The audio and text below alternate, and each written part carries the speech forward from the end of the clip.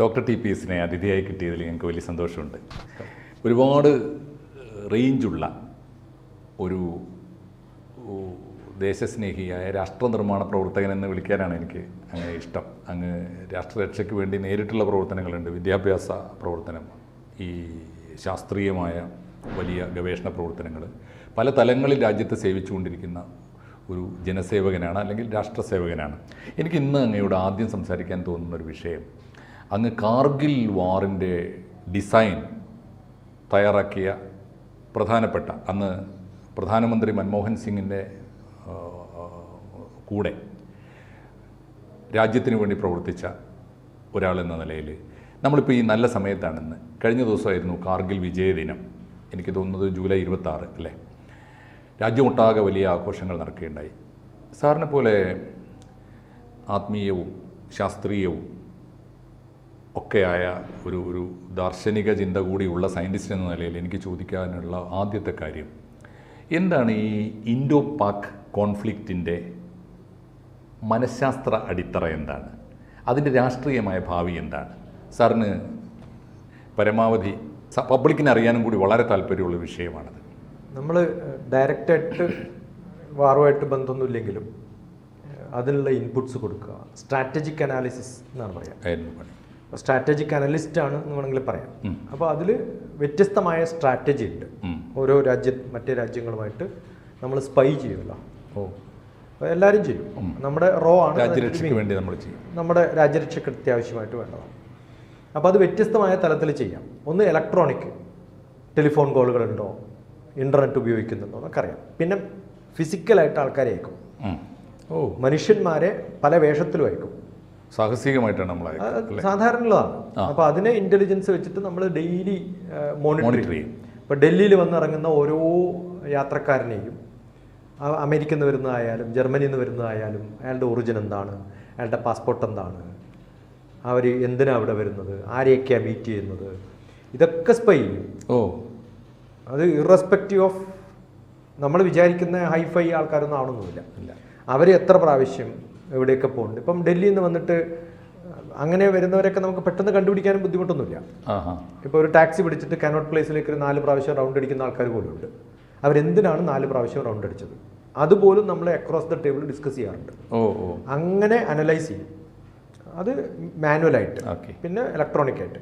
മറ്റൊന്ന് എൻ്റെ സ്പെഷ്യലൈസേഴ്സ് ഒന്ന് സാറ്റലൈറ്റ് വെച്ചിട്ടാണ്. അപ്പോൾ നമുക്ക് സാറ്റലൈറ്റ് പടം എടുക്കുമ്പോൾ നമുക്ക് മനസ്സിലാവും എന്തിനാണ് ഇവരുടെ ഡാം കെട്ടിയത്, എന്തിനാണ് ഇവിടെ റോഡ് ഉണ്ടാക്കിയത്, എന്തിനാണ് ഈ വില്ലേജിൽ ഇത്ര ജനങ്ങളല്ലേ പാടുള്ളൂ, ഇപ്പോഴെന്തിനാണ് കുറച്ചധികം ആൾക്കാർ വന്നത്, ആ സ്റ്റഡി ആയിരുന്നു. അത് എവിടെ നിന്നാണ് വന്നത്. ഈ ഇൻഫർമേഷൻ നമ്മൾ ഹ്യൂമൻ അയക്കും. ഹ്യൂമൻ ഇൻറ്റ് എന്നാ പറയാം. സാറ്റലൈറ്റ് ഇൻ്റലിജൻസ്, ഇലക്ട്രോണിക്സ് ഇൻറ്റ്, ഹ്യൂമൻ ഇൻറ്റിന് അയച്ചു കൊടുത്താൽ അവിടെ പോയിട്ട് അവരെ അന്വേഷിച്ച് കണ്ടുപിടിച്ചോളും. അതിനുള്ള ആൾക്കാർ എല്ലായിടത്തും ഉണ്ട്. നമുക്ക് ലോകത്തിൻ്റെ ഏത് സ്ഥലത്ത് നോക്കിയാലും ഇതിനൊക്കെ പറ്റുന്ന ആൾക്കാർ നമുക്കൊക്കെ ഉണ്ട്. എല്ലാ രാജ്യങ്ങൾക്കും ഉണ്ട്. അവർ നമ്മളെയും ചെയ്യുന്നുണ്ടാവും. ഇന്ത്യൻ സൈഡിൽ നിന്ന് സാറിൻ്റെ കൂടെ ആ വർക്കിൽ ഒരു ടീം ഉണ്ടായിരുന്നു. അല്ല, നമ്മളൊരു അത് ഓരോ മിനിസ്ട്രിയിലും ഓരോ ആൾക്കാരുള്ള പോലെ ഉള്ളതുപോലെ ഓരോ രാജ്യത്തിനും നമുക്ക് ഇൻ്റലിജൻസിന് സെപ്പറേറ്റ് ആൾക്കാരുണ്ട്. അതിൽ നേവി, എയർഫോഴ്സ്, ആർമി, പോലീസ്, കുറച്ച് ഇൻ്റലിജൻസ് അറിയുന്ന കുറച്ച് സിവിലിയൻസും ഒക്കെ ഉണ്ടാവും. അപ്പോൾ അത്തരം അവിടെ ഡെപ്യൂട്ടി ഡയറക്ടറായിരുന്നു ഞാൻ. അപ്പോൾ അതിൽ നമ്മൾ ചെയ്യേണ്ടത് ഓരോ രാജ്യത്തും വ്യത്യസ്തമായിട്ടുള്ള കൺസ്ട്രക്ഷൻ നടക്കുന്നു, അതെന്തിനാണ് അവർ നടത്തുന്നത്. ഇപ്പോൾ മിയാൻമാർ കംപ്ലീറ്റ് മോണിറ്റർ ചെയ്ത ആളാണ്.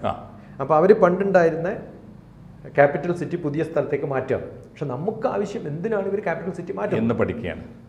ഈ ഒരു സ്പൈ വർക്കിൻ്റെ അനാലിസിസിലൂടെ 99 ഏതാണ്ട് മെയ് 3 മറ്റോ തുടങ്ങിയത്. ഇത് സാറിന് എത്ര നേരത്തെ പ്രഡിക്റ്റ് ചെയ്യാൻ പറ്റി? നമ്മൾ പ്രഡിക്റ്റ് ചെയ്യാൻ അങ്ങനെ പറ്റില്ല. കാരണം എന്ന് വെച്ചാൽ ഒന്ന് വില്ലേജുകൾ കോൺസെൻട്രേറ്റ് ചെയ്തിട്ടുള്ള, നമ്മൾ ഈ കേരളം പോലൊരു ടെറൈൻ അല്ലല്ലോ. ഇപ്പം ലഡാക്കിൽ നിന്നും സൗത്ത് വെസ്റ്റ് സ്കാർഡു എന്ന് പറയുന്നതാണ് നമ്മുടെ ഏറ്റവും നോർത്ത്, ഏറ്റവും ടോപ്പിലുള്ള ചിക്കൻ നെക്ക് എന്ന് പറയുന്ന അതിൻ്റെ ടോപ്പിലുള്ള സ്കാർഡു ആണ് നമ്മുടെ എയർപോർട്ട്. അവിടെ തന്നെ ഇല്ല, നമ്മളൊക്കെ സാറ്റലൈറ്റാണ് പോയിട്ടുണ്ട് പലപ്പോഴും. പക്ഷെ എപ്പോഴും എല്ലാ ദിവസവും അനലൈസ് ചെയ്യുക എന്ന് പറയുന്നത് ആ ടീം ഇങ്ങനെ നോക്കിക്കൊണ്ടേയിരിക്കും അവിടെ എന്താ നടക്കുന്നത്. അപ്പം അവിടെ ഈ എയർക്രാഫ്റ്റ് ലാൻഡ് ചെയ്യുന്ന സ്ഥലം എന്ന് പറയുന്നത് ഒരു 1.5 കിലോമീറ്റർ 2 കിലോമീറ്റർ റൺവേ ആണെങ്കിൽ അത്രയൊക്കെ മതി. ഇവിടെയൊക്കെ ആണെങ്കിൽ 3 കിലോമീറ്റർ വേണം. അപ്പോൾ 1.5 കിലോമീറ്ററിലൊക്കെ നമുക്ക് ഫൈറ്റർ എയർക്രാഫ്റ്റ് സുഖമായിട്ട് ലാൻഡ് ചെയ്യാം. പക്ഷെ അതിൽ ഒരു കിലോമീറ്ററോളം സ്നോ ആയിരിക്കും. അതെ അതെ അതെ. അപ്പോൾ അത് ക്ലീൻ ചെയ്യുമ്പോൾ -50 ഡിഗ്രി ഒക്കെ വരുന്നു എന്ന് പറയുന്നു. അല്ലാണ്ട് ഒരു സമുദ്രനിരപ്പിൽ നിന്ന് 1000-ലേറെ മീറ്റർ ഉയരത്തിലാണ് അല്ലേ മീറ്റർ ഹൈറ്റിലൊക്കെയാണ് അത് സർവൈവ് ചെയ്യാന്ന് പറഞ്ഞപ്പോൾ ബുദ്ധിമുട്ടാണ്. അപ്പോൾ അവിടെ നിൽക്കുന്ന ഒരാൾക്കാർ നമ്മളിത് ആരാണ്, അവിടെ ഓരോ ഹ്യൂമൻ മനുഷ്യനെയും കണ്ടുപിടിക്കാനും സാറ്റലൈറ്റ് പറ്റില്ല. പക്ഷേ നമ്മൾ അവിടെ ഒരു മൂവ്മെൻറ്റ് ഉണ്ടാകുമ്പോൾ അത് ആൾക്കാർ നോക്കും, കാണും, പിടിക്കും, അതൊന്ന് കൃത്യമായിട്ട് മനസ്സിലാക്കും. അപ്പോൾ അത് ചെയ്യുന്ന സമയത്ത് ബോർഡറിന് അപ്പുറത്ത് നമുക്ക് പോയി കാണാൻ പറ്റില്ല. നമ്മുടെ സ്ഥലത്തൊക്കെ നമുക്ക് ഹ്യൂമൻ ഇൻ്റലിജൻസ് വളരെ എളുപ്പമാണ്. മിലിറ്ററിക്കാർ പറയും ഇന്നാൾ വന്നിട്ടുണ്ട്, ഇന്നാൾക്ക് പോയിട്ടുണ്ട്, 10 പേര് പോയിട്ടുണ്ട്. പക്ഷെ 10 പേര് വന്ന് ഈ ഭാഗത്തു നിന്നാണ്. അപ്പോൾ അപ്പുറത്തെ ഭാഗത്ത് എന്താ നടക്കുന്നത്? അപ്പോൾ നമുക്ക് എയർക്രാഫ്റ്റ് പോയിട്ട് ഇങ്ങനെ പോയിട്ട് ചെയ്യുന്ന ഇൻ്റലിജൻസ് ഉണ്ട്. അത് നോക്കും അവിടെ എന്താ നടക്കുന്നത്. എയർക്രാഫ്റ്റ് പോയിട്ട് പടമൊക്കെ എടുത്തിട്ട് തിരിച്ചു വന്ന് കാണും. അത് റീപ്ലേസ് ചെയ്യുന്ന സാറ്റലൈറ്റ് ഇതിനെ എങ്ങനെ ഉപയോഗിക്കാം എന്ന് പറയുന്ന ആദ്യത്തെ കുറേ ഗവേഷണങ്ങൾ നടത്തുന്ന സയൻറ്റിസ്റ്റ് റിസർച്ച് ഗ്രൂപ്പ് ഭാഗമായിരുന്നു ഞാൻ. അപ്പോൾ ഇത് നമ്മുടെ ഒരു ഡെയിലി റൊട്ടീനാണ് ഓരോ സ്ഥലവും.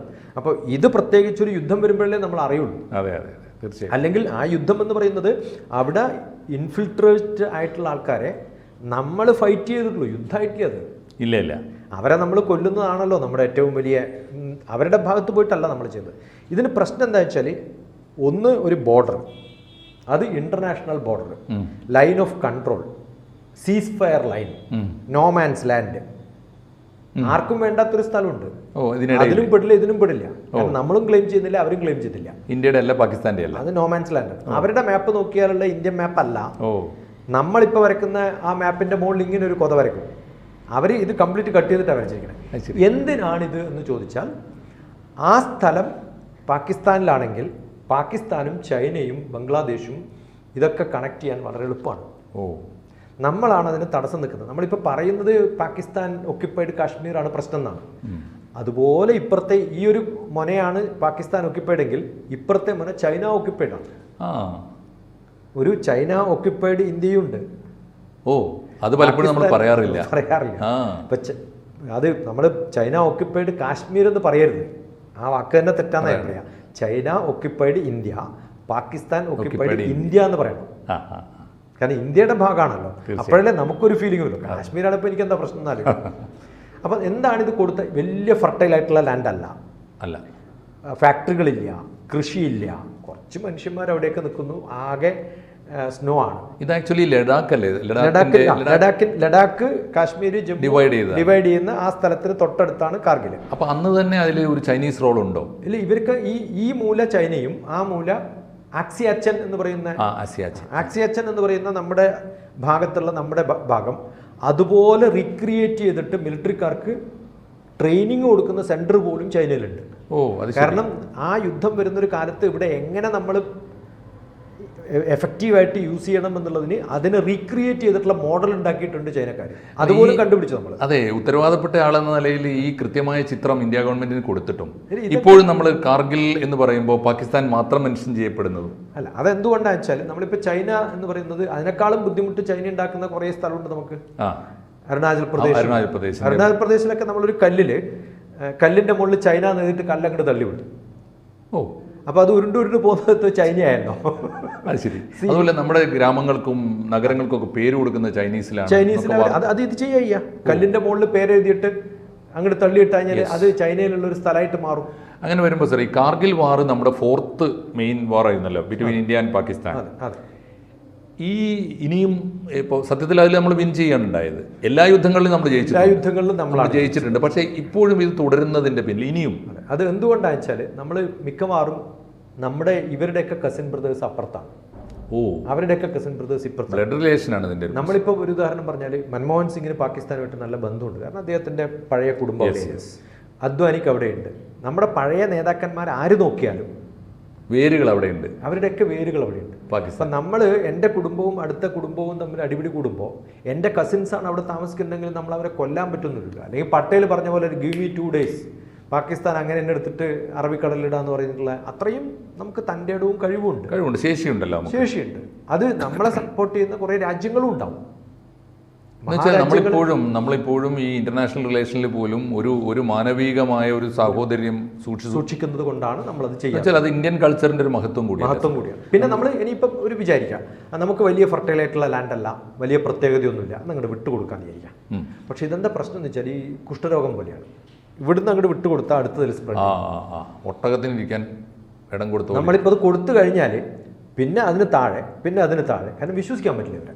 ഓ ഓ ഓ അത് അവർക്കും വിശ്വസിക്കാൻ പറ്റില്ല. ഇപ്പോൾ പാകിസ്ഥാനിലുള്ള ഏറ്റവും വലിയ പ്രശ്നം എന്ന് പറയുന്നത് പാകിസ്ഥാനിൻ്റെ ഉള്ളിൽ തന്നെ വിഘടിതമായിട്ടുള്ള കുറേ ശക്തികൾ, ഭീകരമായ ശക്തികളുണ്ട്. ഒരു മതത്തിന്റെ പേരിൽ ഒരു രാജ്യം ഒന്നിച്ചു നിൽക്കുമെന്ന അവരുടെ വിശ്വാസമാണ് ആദ്യം തെറ്റിയത് അല്ലേ? എല്ലാ സബ് നാഷണലിറ്റീസും അവർക്ക് എതിരായി. നമ്മൾ കുറച്ച് താഴത്തോട്ട് വന്നിട്ട് ബലൂച്ചി ലാഹോർ എന്ന് പറയുന്ന സ്ഥലത്തും എന്ന് വന്നു കഴിഞ്ഞാൽ ഇപ്പൊ ബലൂചിസ്ഥാൻ എന്ന് പറയുന്നതും ലാഹോർ എന്ന് പറയുന്നതും ലെബനും കുശനും ഭരിക്കുന്ന സ്ഥലമാണ്.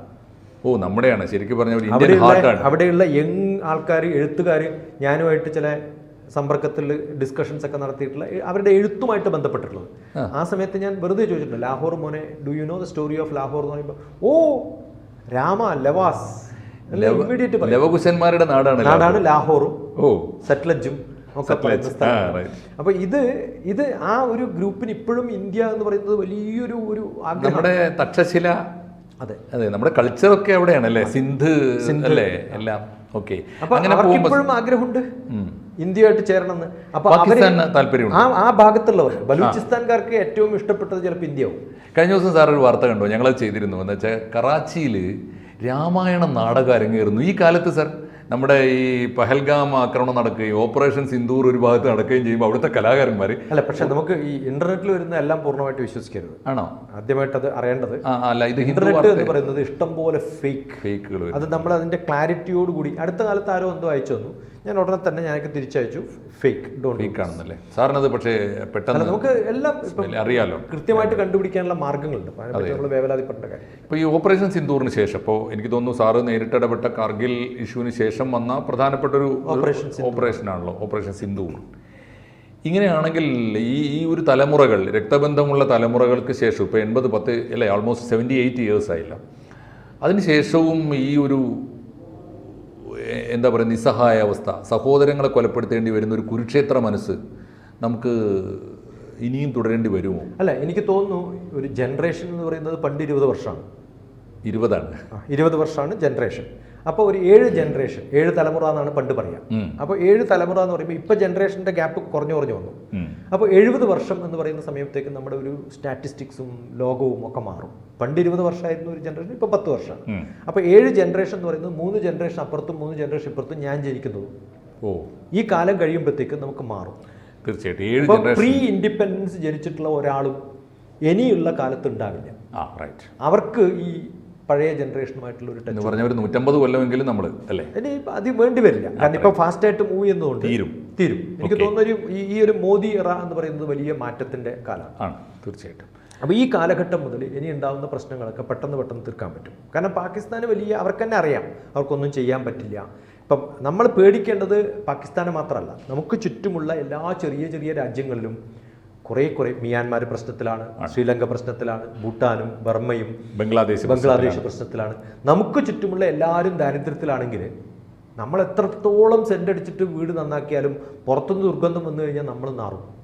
അപ്പം അവരെയൊക്കെ ഒന്ന് മാറ്റിയെടുക്കാൻ സാധിച്ചിട്ടില്ലെങ്കിൽ നമ്മുടെ ലീഡർഷിപ്പിന് അടുത്ത ഒരു സ്റ്റെപ്പ് എന്ന് പറയുന്നത് ഇന്ത്യ നന്നാക്കാൻ സാധിക്കുന്നതിനേക്കാളും കൂടുതൽ ഇന്ത്യക്ക് പുറത്തുള്ളവരെയും കുറച്ചും കൂടി അയൽക്കാരെ കൂടി നന്നാക്കിയെടുക്കുക. ആ നന്നാവാനുള്ള ഒരു മിഷനാണ് ഇപ്പം നമ്മൾ ഏറ്റെടുക്കേണ്ടത്. നരേന്ദ്രമോദി അല്ലേ ഒരു സാധിക്കുമെന്നാണ് എനിക്ക് തോന്നുന്നത്. സാധിക്കും, തീർച്ചയായിട്ടും അതാകട്ടെ നമ്മുടെ പ്രതീക്ഷ. നമ്മുടെ ട്രേഡും ഒക്കെ അവരെയൊക്കെ നന്നാക്കണം. നമ്മുടെ അയൽവാസികളൊക്കെ പാവപ്പെട്ടവരും നമ്മളിപ്പം ബംഗ്ലാദേശ് ഇന്ത്യ ബോർഡറിൽ എന്ന് പറയുന്ന പോകുന്നത് ഒരു റിവറിന്റെ അപ്പുറത്തും ഇപ്പുറത്തുമാണ്. ആ ബോട്ടും ഈ ബോട്ടും തമ്മിൽ കളറിൽ മാത്രം വ്യത്യാസം കണ്ടാൽ ഇത് ബംഗ്ലാദേശ് ബോട്ടാണ്, ഇത് ഇന്ത്യ ബോട്ടാണെന്ന് പറയാൻ പറ്റും. ഞാൻ അവിടെയൊക്കെ യാത്ര ചെയ്തിട്ടുള്ള ആളാണ്. അപ്പോൾ അവൾ പറയും ഇത് കടന്നാൽ ആ ബംഗ്ലാദേശ് ബോട്ടാണിത്, ഇത് നമ്മുടെ ബോട്ടാണ്. കളർ നോക്കിയിട്ട് അവർക്ക് അത്രയേ ഉള്ളൂ, ഒരേ വെള്ളമാണ്. തീർച്ചയായിട്ടും ഇതൊരു വലിയ ഐ ഓപ്പണറാണ് സർ. നമ്മുടെ ഇപ്പോൾ രാജ്യത്തിന് വേണ്ടി ചിന്തിക്കുകയും രാജ്യത്തിൻ്റെ നന്മയ്ക്ക് വേണ്ടി നേരിട്ട് സേവനം ചെയ്യുകയും ഇപ്പോഴും രാജ്യത്തിൻ്റെ മുന്നേറ്റത്തെക്കുറിച്ച് തന്നെ നിരന്തരമായി ഗവേഷണം നടത്തുകയും ചെയ്യുന്ന ഒരു രാജ്യത്തിൻ്റെ ഉത്തമപുത്രൻ എന്ന നിലയിൽ ഡോക്ടർ TPSൻ്റെ ഈ സന്ദേശം ഞങ്ങളുടെ പ്രേക്ഷകരും ഏറ്റുവാങ്ങട്ടെ എന്ന് അങ്ങയോട് നന്ദി പറയുന്നു. Okay sir.